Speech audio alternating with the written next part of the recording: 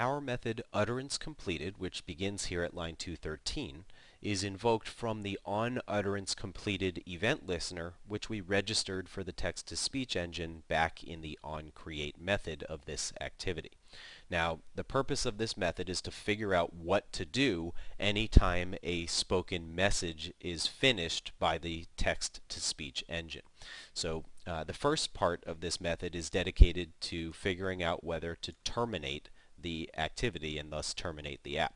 So the first thing we do at line 217 and 218 is get the value that corresponds to the key param utterance ID in our TTS params hash map, and we assign that to the string quit.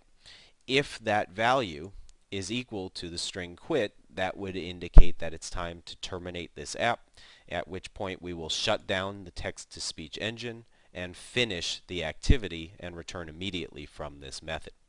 Otherwise, we have to figure out what we do next.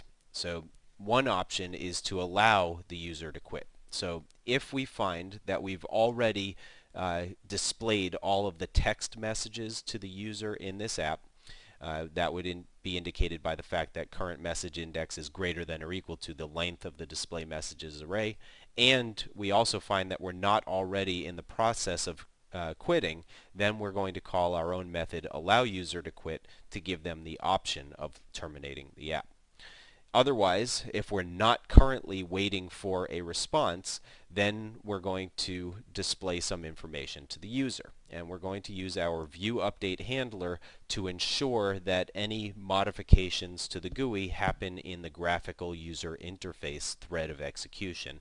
And because we created the ViewUpdate handler as part of the activity, as an instance variable of this activity, which we'll see in a subsequent video, that ensures that anything we do from the ViewUpdate handler will happen in the GUI thread of execution.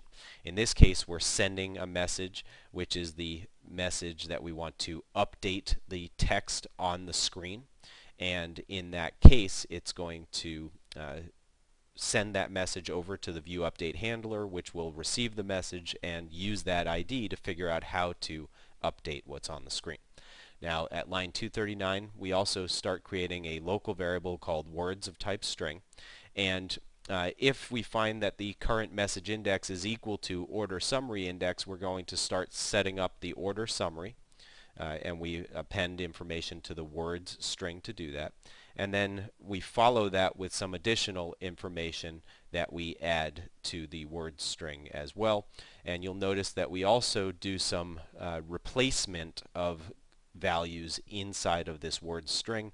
For example, we have the fact that we want to replace in the word string the string pepperoni with the string pepperoni_speech. And if you take a look at the strings in the arrays.xml and strings.xml files, you'll see that sometimes we have a string that's used for display purposes versus a string that's used for speech purposes. And the ones that are used for speech purposes, we often use phonetic spelling to help the text-to-speech engine speak the text better.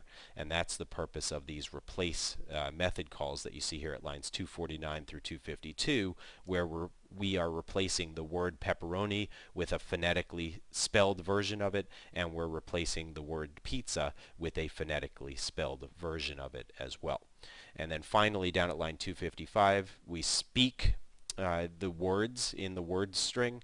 We use q.flush to indicate that immediately this particular string should be spoken, and the TTS params object again enables us to ensure that the onUtteranceCompleted listener gets called when the speech finishes.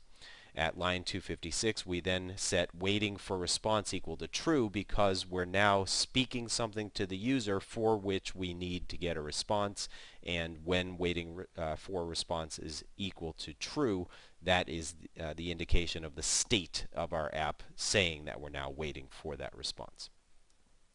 Finally, we have the else if at lines 258 to 261, where if we're not listening right now and the current message index is greater than 0, we now want to listen for the user's response to a given message that was already spoken.